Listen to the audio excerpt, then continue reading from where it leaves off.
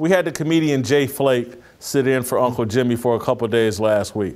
He sent me a very nice note yesterday about his experience, but he shared with me that he caught heat for coming on the show.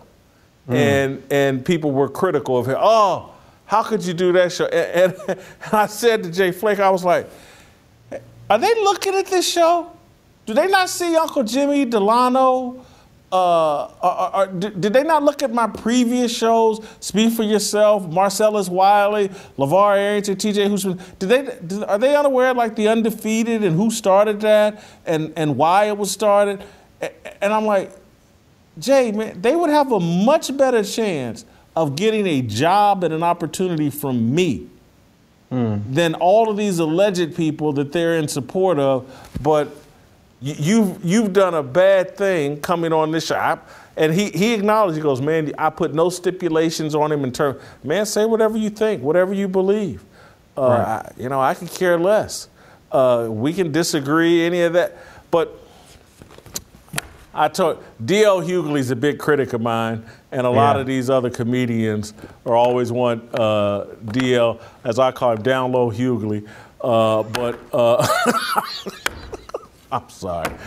He forced that out of me. You don't have to respond to that, but if you have a closing statement, say it, I'm going to let you go. So I think that quote from John Thompson was so powerful in terms of the public life, the personal life, and the private life, because I think you see that replicated even within the black community. And one of the phenomena that I found that's actually quite prevalent is that in private, black folk will talk the way we talk, right? They'll espouse the same type of views.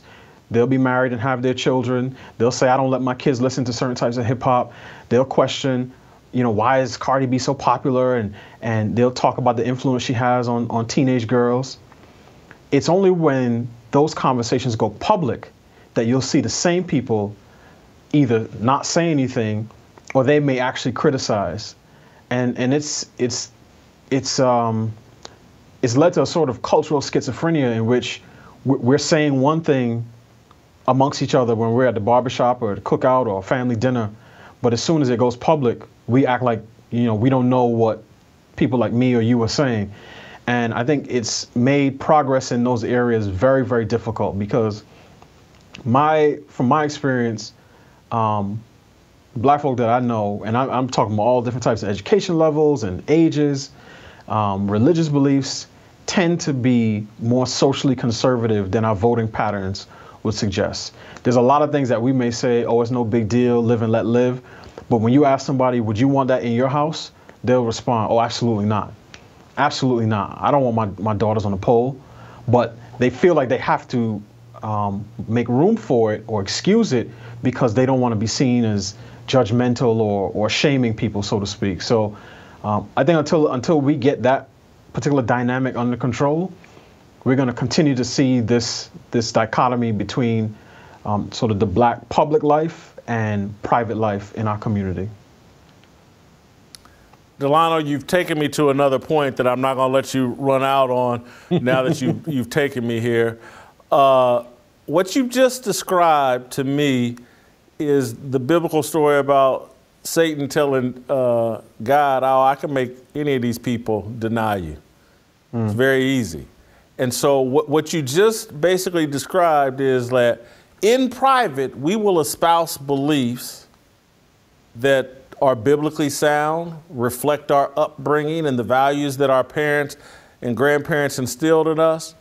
But out in public, we'll deny it all. And when we get to that voting booth, we'll deny every bit of biblical teaching that we've been instilled with and pull that lever in objection to all of it.